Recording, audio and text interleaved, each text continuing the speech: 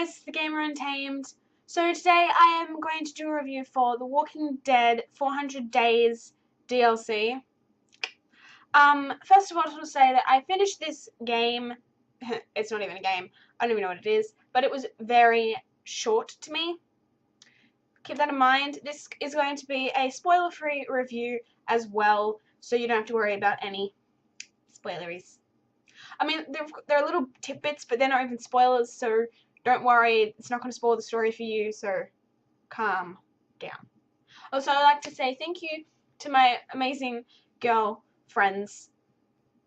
Did a pause in the middle there. Thank you for the presents. This one back there, white, that looks blue, but it's white. Thank you so much, girls. I had such a fun night. I swear people thought I was drunk. I promise I wasn't drunk. That's illegal. So I'm just going to get on with the review because I feel like I'm going to actually start telling people that I was drunk in an elevator. No, I'm kidding. I'm kidding. I promise. So, Telltale Games has finally blessed us with a new addition to the apocalyptic world of The Walking Dead. However, it is highly understandable for you to not be impressed with this new addition. Specifically because of the fact that we're used to having a really long story that pans out over a period of time with a fantastic background, excellent story, and strong characters. And when you jump to this DLC, it's a bit different. Try a lot. Well, to me it is, because I've really noticed the difference here. Like, it's crazy. I don't know how, but I have. The Walking Dead now has a new expansion, a DLC, that is added to the game, and we welcome The Walking Dead 400 Days to Season 1. Okay, so 400 Days is broken up into 5 parts, which is 5 short stories about 5 specific characters. And we're introduced to a huge variety of characters, which I really do like. So there's Vince, who is the sentenced prisoner who actually has a brain. There is Wyatt, who seems like he's drunk or high all the time. Then there's Russell, who is the young kid with huge determination. There's Bonnie, the ex-druggie, who clearly has a thing for older guys. There's Shell, the caring and protective big sister. And then finally in the epilogue we have Tavia, who is the kind-hearted woman who offers them all a place to stay. Some of the characters in this DLC do have really interesting backstories, which I thought was fantastic.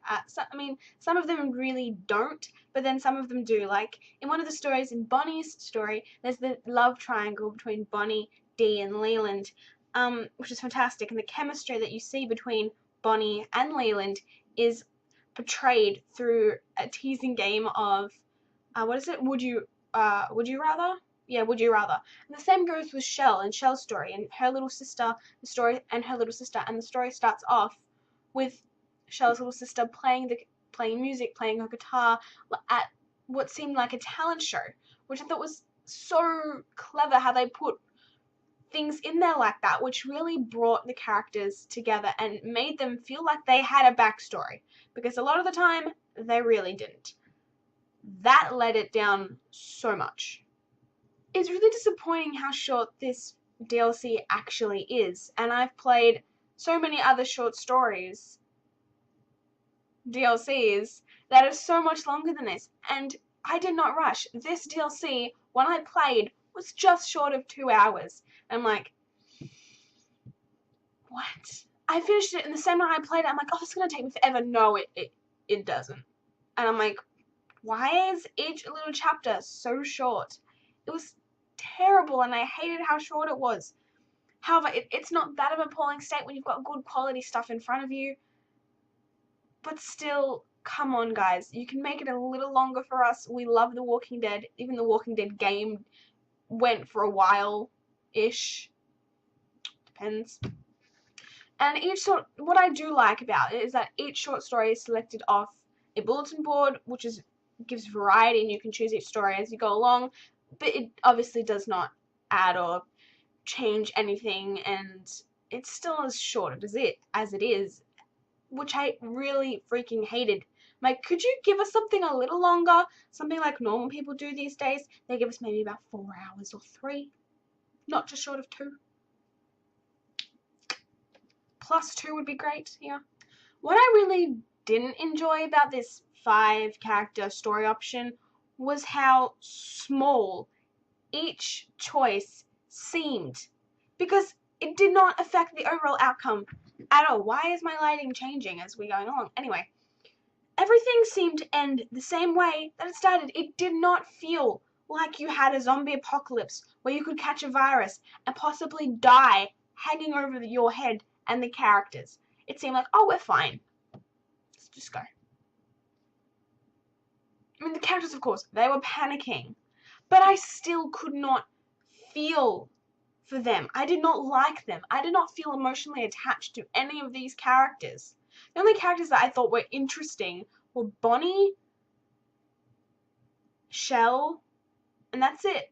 2 out of all of them I liked, had some interest for. I did not feel connected with them. I did not feel for them. I was emotionally attached to Lee and Clem in the other ones. That changed. Because when you have a really short amount of time to try and convince the person playing it that this is good character quality, it's really hard to do so in a space of each short story gives a specific time limit. I don't know what it is, but it's very short. You cannot explain their story that quickly. I mean, they try their best, but it's harder to do it that way, and it makes it worse.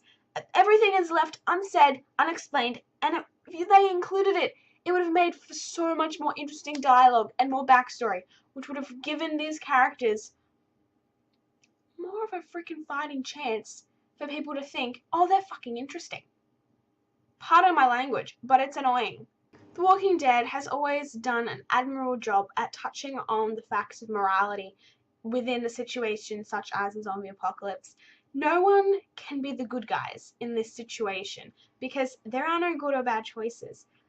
There might, like, between 2 choices, there may seem like a good choice at the time, but later on, you might find out that, well, I'm gonna die now because I made that decision before.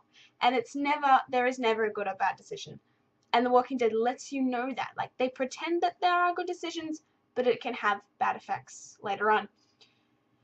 This is where the writing of The Walking Dead is at its strongest, in either of the episodes in The Walking Dead and in this short story. What I did like is that how in the episodes, well, not what I like now, is that in the episodes there was choices like take it or leave it, stay or die, or lie or honest, or lie or be honest. And here it's different. It's somewhat far more darker. Killing your own best friend to prove that you're loyal to someone and you want to have the food, you want to be safe, you want to be alive. And then chopping off someone's leg so you can get away and they can be eaten by a zombie horde. It's so much more darker, which makes the morality of the whole situation so much more scarier, which I loved. I don't know why I said much more. It's scarier. Like, instead of take it or leave it, you've got chop it or chop this one. 2 choices. Any form of gameplay has definitely taken a back seat in this DLC. Because any gameplay, any movement, anything is non-existent.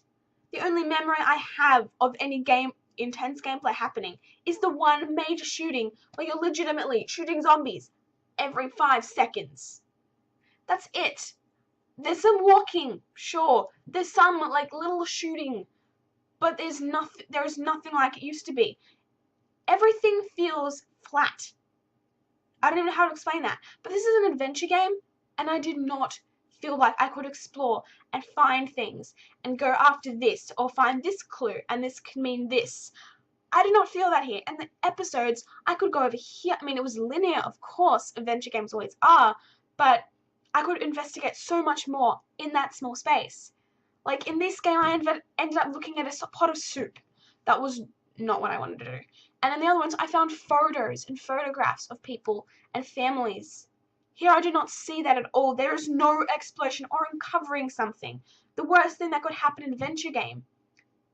Because there's a lack of exploration in the environment that is provided. And you need to take advantage of that environment. And they did not do that here, which I thought was pathetic. Because there needs to be some sort of gameplay that is present in this game. Overall, this DLC is not a Lee and Clem relationship. There's no Clem present in the story. Sad face. But I cannot fault the game for its excellent voice acting by the fantastic voice actors and actors that portray these characters, the interesting specific little plot lines, and the morality relations that are present in this game. However, I was so disappointed with the lacking of characterization, the character backgrounds, the adventure gameplay, and the general story that came together overall. I hated it. I mean, it let it down so much for me, which I thought was so sad.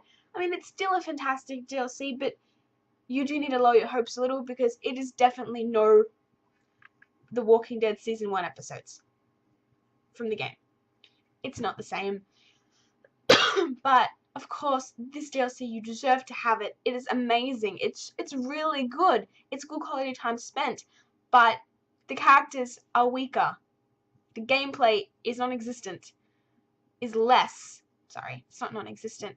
But some of the stories were really lacking, and I found them a little tedious and uninteresting. So you do need to lower your hopes a little bit, but I really would recommend you getting this game, DLC, whatever it freaking is anymore, and I would give it a, wait, it's gonna work, a 7 out of 10. It is a good game, do not get me wrong, but just tone it down. So thank you guys for watching my review. I hope you liked it. I will do something soon. Not really sure what. I think I know, but eh. Thank you also so much for Michaela for getting me the Dead Rising 2 game. I'm going to be playing that soon. And thank you guys for watching. Please leave a comment below if you'd like to say something. Whatever it is, I love you. Please give this video a good like. And please, of course, subscribe to my channel. That would be amazing. If you're already subscribed, stay subscribed because you're amazing. I love you guys. Bye! I think I've kissed you guys about 1,000,000 times. Wow! That's not slutty at all. Bye-bye!